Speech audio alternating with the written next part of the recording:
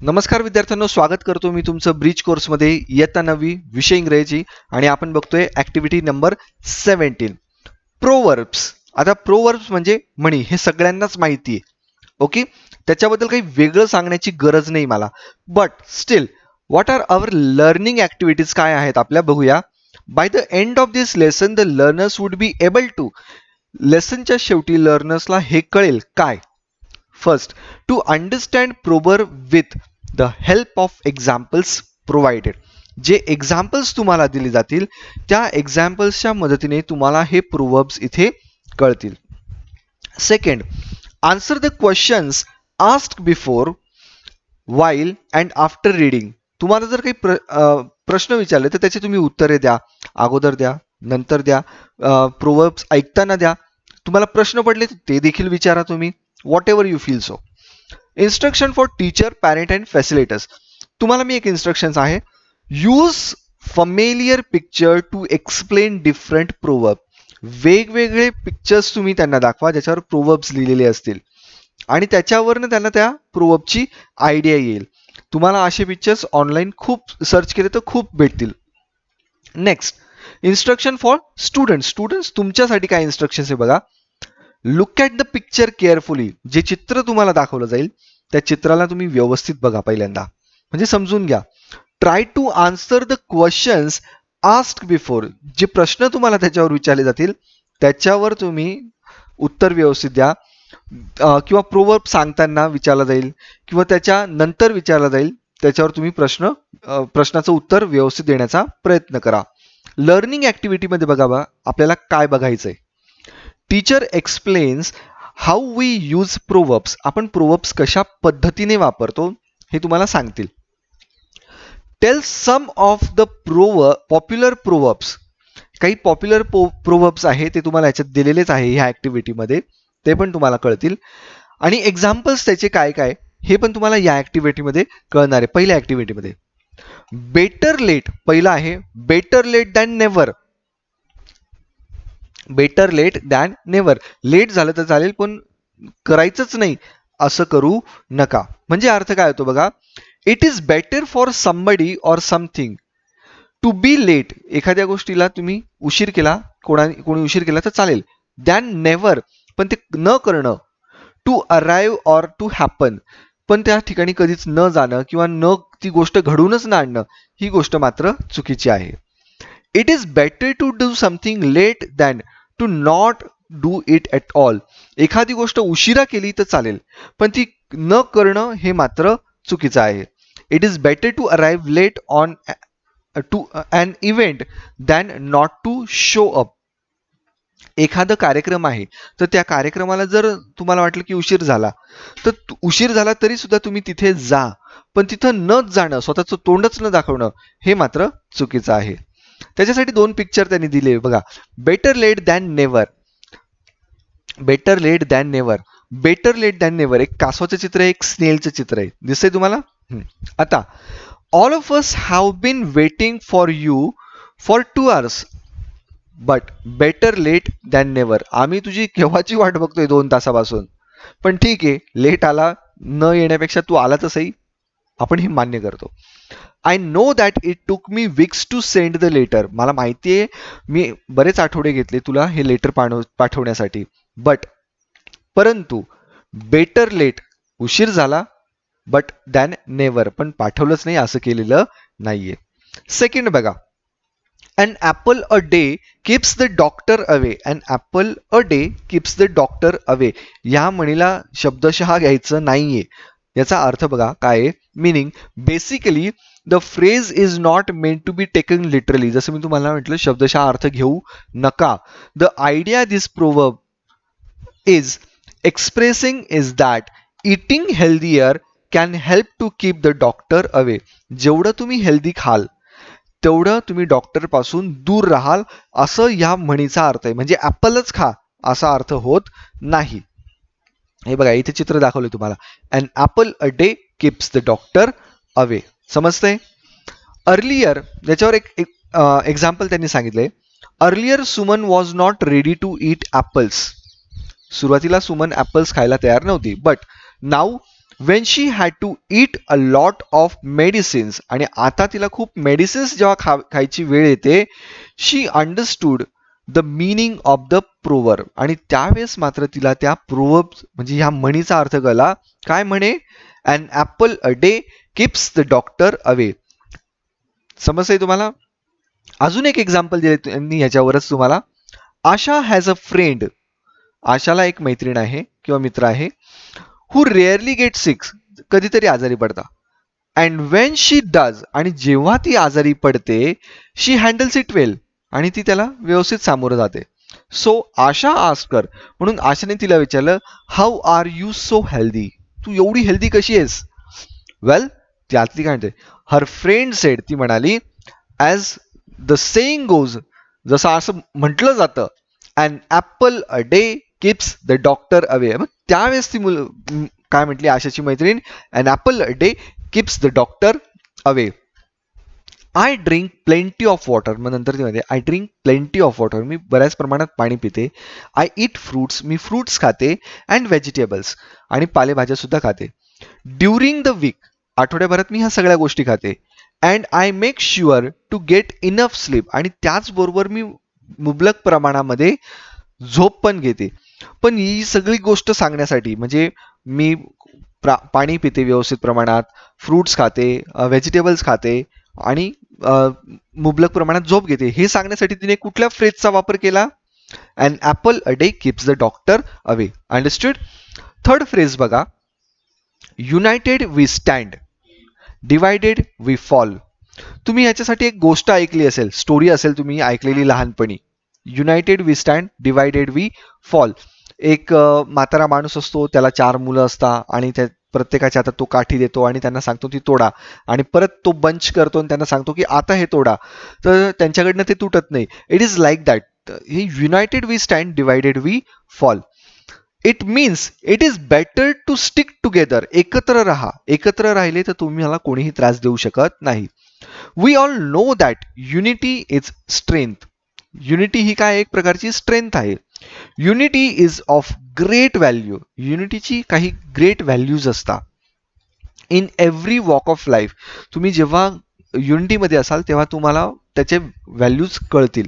If there is unity among people, लोकांमध्ये जर एकी असेल, युनिटी एकी, देन देअर स्ट्रेंथ इन्क्रीजेस, तर त्यांची ताकद काय होते? वाढते. सो द प्रोवर्ब इज, मग याचा अर्थ काय? प्रोवर्बचा अर्थ काय?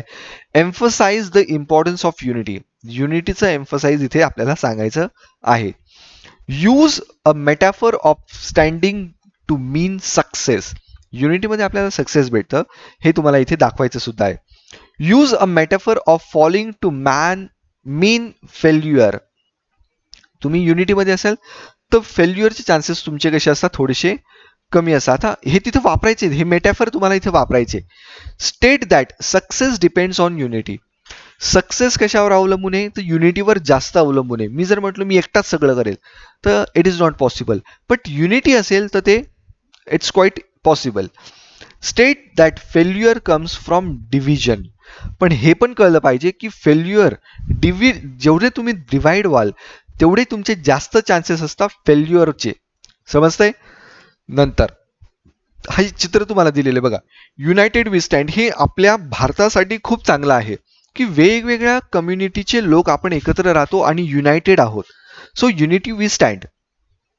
For example, Rohan asked Mohan, do you know that the strongest rope is made from binding together hundreds of weak thread. तुला माहिती आहे का, एक स्ट्रॉंग रोप जेव्हा बनवलं जातं, रोप म्हणजे दोरी, दोरखंड जेव्हा बनवला जातो, तर त्याच्यामध्ये बरेचसे असे थ्रेड्स असतात जे खूप वीक असतात, म्हणजे आरामात तुटू शकतील.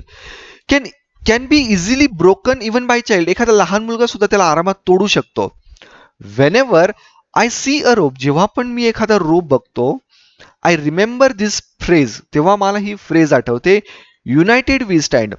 आपण युनायटेड आहे, जेव्हा युनायटेड वी स्टँड होतो म्हणजे एकत्र जेव्हा आपण उभे राहतो, डिवायडेड वी फॉल, आणि वेगळे होतो तेव्हा आपण पडतो.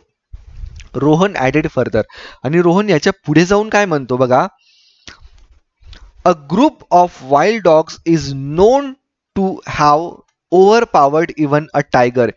वाईल्ड डॉग्स तुम्ही पाहिलेले असाल, नॅशनल जॉग्राफी असेल, डिस्कवरी असेल, काही असेल, त्याच्यावर तुम्ही पाहिलेलं असेल. तर जे वाईल्ड डॉग्स असतात ते जेव्हा एकत्र येतात त्या वाघांच्या जवळ किंवा वाघाच्या जवळ, तर वाघ सुद्धा त्यांना घाबरतात. का? तर त्यांना माहिती आहे की हे एक युनिटीने येतात, एका ग्रुपमध्ये येतात. एकटा वाईल्ड डॉग त्या वाघाच्या जवळ जाणार नाही, आणि त्याला माहिती आहे की वाघ आपल्याला मारून टाकेल. बिकॉज ऑफ देअर युनिटी, आणि त्यांच्या युनिटीमुळे काय होतं, it is true that united we stand, divided we fall. आपण एकत्र आहे तर वाघ आपल्याला काहीच करणार नाही, पण आपण जर डिवाइड झालो तर वाघ आपल्याला मारून टाकेल. इथे ही फ्रेज त्यांनी, त्या रोहनने तुम्हाला कशी वापरायची हे सांगितलेलं आहे. समजते? आता फोर्थ आहे बघा phrase, two wrong done two wrongs don't make a right. Two wrongs don't make a right. दोन चुकीच्या गोष्टी एक बरोबर गोष्ट करू शकत नाही. मीनिंग काय बघा याचा, set to emphasise that it is not acceptable. आता ह्याच्यावर आपल्याला लक्ष द्यायचं आहे. एम्फसाइज म्हणजे ह्याच्यावर आपल्याला लक्ष केंद्रित करायचं आहे की हे आपण स्वीकारू नाही शकत. काय? टू डू समथिंग बॅड, एखादी गोष्ट जर आपल्यासोबत चुकीची घडली, टू समवन, एखाद्यासोबत असं म्हणू शकतो, just because they did something bad to you first. तुम्ही एखाद्यासोबत वाईट गोष्ट करायची का? तर त्यांनी सुद्धा तुमच्यासोबत वाईट गोष्ट केली आहे म्हणून. तर ही मात्र चुकीची गोष्ट आहे. फॉर एक्झाम्पल काय देता येईल आपल्याला इथे, I know your brother hit you, तुझ्या मित्राने तुला मारलं, तुझ्या भावाने तुला मारलं, बट डोंट हिट बॅक, पण लगेच तू त्याला मारू नको, पुन्हा मारू नको. You know two wrongs don't make a right. आता इथे फ्रेज त्यांनी वापरली, तुला माहिती का two wrongs don't make a right. समजतं इथे फ्रेजचा त्यांनी उपयोग केला. पुढचं बघा, Ramesh was very rude to Anna. अन्ना वाचू नका या शब्दाला, हे ॲना आहे. Ramesh was very rude to Anna. Ramesh ॲनाशी फार रूडली वागला. So Anna was rude to Ramesh, म्हणून ॲना सुद्धा रमेशशी रूडलीच वागली. तू माझ्याशी रूड वागतो का, मग मी पण तुझ्याशी रूड वागते उद्धटपणे. ओके, तर ही गोष्ट चुकीची होते. आय अंडरस्टँड हर, आपण तिच्या भावना समजू शकतो, but two wrongs don't make a right. इथे परत ही फ्रेज यूज झाली. समजतंय? आता हे बघा, हे चित्र दिलंय तुम्हाला, two wrongs don't make a right. Teacher show some pictures and tell appropriate time of using proverbs. आता याच्यावर आधारित तुम्हाला काही एक्सरसाइज त्यांनी दिली, क्वेश्चन्स दिलेले, ते बघूया आपण. What does an apple a day do? It keeps the doctor away. Answer त्यांनीच दिलेले आहे. United we stand, divided we fall. उत्तर त्यांनीच दिलेलं आहे इथं. What is the superlative degree of better? Good आणि बेस्ट यांच्यापैकी काय? तर आपण काय म्हणणार, सुपरलेटिव्ह डिग्री ऑफ बेटरची काय असेल ती, तर बेस्ट आहे. What is the antonym of late? Antonym म्हणजे विरुद्धार्थी. लेटचे विरुद्धार्थी काय आहे? Early. Is staying divided better than staying united? Staying divided is better than staying united, तर आपण याला म्हणणार नो. समजतंय? ही एक एक्सरसाइज तुम्हाला दिली होती सॉल्व्ह करायला. आता सॉल्व्ड ऍक्टिव्हिटी डेमो आणि प्रॅक्टिस आणि एक्सटेन्शन याच्यामध्ये तुम्हाला एक कॉमन गोष्ट काय दिलेली आहे, teacher show the picture and proverbs. इथे तुम्हाला पिक्चर्स, प्रोव्हर्ब्सचे काही पिक्चर्स दाखवायचे. ओके, आणि त्याच्यावरून तुम्हाला मिनिंगफुल सेंटेन्स दाखवेल मी इथे. तर हे सॉल्व्ड ऍक्टिव्हिटीमध्ये पण आहे, प्रॅक्टिसमध्ये पण तुम्हाला तेच विचारलेलं आहे. पण प्रॅक्टिसमध्ये तुम्हाला वेगवेगळे प्रोव्हर्ब्स, क्रिकेटरशी रिलेटेड, ॲनिमल्सशी रिलेटेड, हॉस्पिटलशी रिलेटेड प्रोव्हर्ब्स तुम्हाला विचारले जाणार आहे.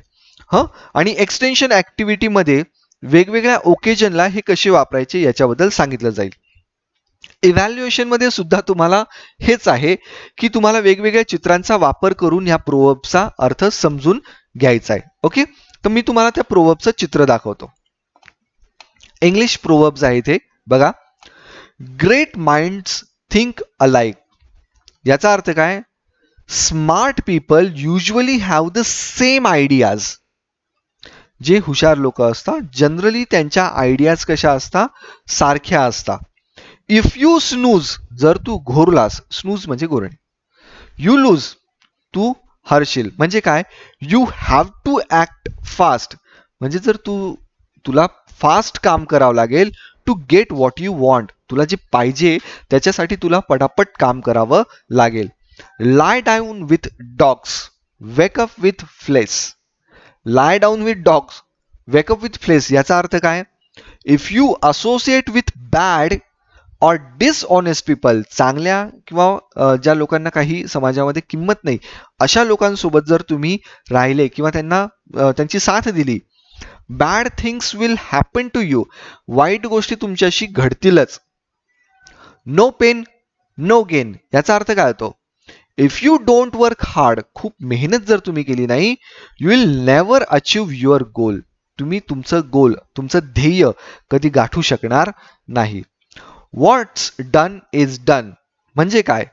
You cannot change what has already happened. एखादी गोष्ट जर घडून गेलेली तर ती बदलू शकत नाही. मग तुम्ही त्याला म्हणू शकता व्हॉट्स डन इज डन, एकदा झालं संपला विषय. Money is the root of all evil याचा अर्थ काय? Money is the cause of all problems, पैसा हा सर्व समस्यांचं कारण आहे, हा त्याचा अर्थ होतो. नंतर माइंड युअर ओन बिझनेस, आपण बऱ्याच वेळेस हा शब्द हा डायलॉग ऐकला असेल बऱ्याच वेळेस पिक्चरमध्ये, माइंड युअर ओन बिझनेस आपण म्हणताना पाहिलेलं असेल. काय अर्थ होतो याचा? Do not interfere with other people's life and affairs, इतरांच्या आयुष्यामध्ये आणि इतरांचे जे प्रॉब्लेम्स आहे त्याच्यामध्ये तुम्ही ताकझाक करण्याचा प्रयत्न करू नका. नंतर लव्ह इज ब्लाइंड, तुम्ही ऐकत असाल love is blind, students you know that. If you love someone, जर तुम्ही एखाद्यावर प्रेम करता, you don't notice his or her faults, त्यावेळेस तुम्हाला त्या व्यक्तीचे चांगल्या गोष्टी किंवा त्यांचे जे फॉल्ट्स असतात ते तुम्ही तिथे लक्षात घेत नाही. You think they are perfect, त्यावेळेस तुम्ही काय विचार करता? नाही, तो व्यक्ती योग्यच आहे आणि परफेक्ट आहे. समजतंय? It never rains but it pours, हे कधीच रेन होत नाही पण इट पॉर्स, पॉर्स म्हणजे शिंपडलंच जातं एकदम, म्हणजे एकदम खूप मोठ्या प्रमाणात तिथे शिंपडा होतो. याचा अर्थ काय? Bad luck never comes alone, bad luck कधी एकटं येत नाही. Bad things usually happen all together at once, वाईट गोष्टी ह्या सगळ्या एकदाच आपल्यासोबत घडत असतात. म्हणताना माझं नशीबच खराब, त्या ठिकाणी ही म्हण तुम्ही वापरू शकता. Don't count your chickens before they hatch, तुमचे चिकन्स जे आहे, चिकन्स म्हणजे आपला कोंबडीचे पिलं, don't count your chickens before they hatch, ते जन्माला येण्याच्या अगोदर त्यांना काउंट करू नका. असं का म्हटलं जातं? डोंट अज्युम युअर प्लॅन्स, तुमचे प्लॅन्स अज्युम करू नका. विल कम टू फ्रुटेशन, म्हणजे जोपर्यंत ते पूर्णत्वाला म्हणजे येत नाही तोपर्यंत तुम्ही ते सांगू नका. अजूनही बघा English proverb last, the early bird catches the worm, worm म्हणजे तुम्हाला माहिती गांडूळ, जो लवकर उठेल त्याचा अर्थ काय होतो? You should wake up and start work early if you want to success, तुम्हाला जर सक्सेस पाहिजे असेल तर तुम्ही लवकर उठा आणि लवकर कामाला लागा. आता हे जेवढे प्रोवर्ब्स मी तुम्हाला सांगितले, हे प्रोवर्ब्स तुम्ही लिहून घेऊ शकता, तुमच्या ऍक्टिव्हिटी बुकमध्ये लिहून घेऊ शकता, म्हणजे लिहूनच घ्या आणि याच्यावर आधारित वेगवेगळे सेंटेन्स तुम्हाला इथे क्रिएट करायचे. समजतंय? तर मग बघा माय टेक अवे, काय शिकलो मग आपण आज? Write the proverb on classroom walls, हे क्लासरूम वॉलमध्ये तुम्हाला प्रोवर्ब लिहायचे आहे. अंडरस्टूड? राईट सिमिलर वर्ब्स, याच्यासारखे अजून प्रोवर्ब तुम्ही शोधा. आता या ऍक्टिव्हिटीमध्ये जेवढे प्रोवर्ब आहे तेवढे सगळे प्रोवर्ब तुम्ही तुमच्या ऍक्टिव्हिटी नोटबुकमध्ये लिहून ठेवा. त्याच्या व्यतिरिक्त मोर दॅन 20 प्रोवर्ब्स तुम्ही शोधून काढा. समजतंय तुम्हाला? Thanks for watching my video students.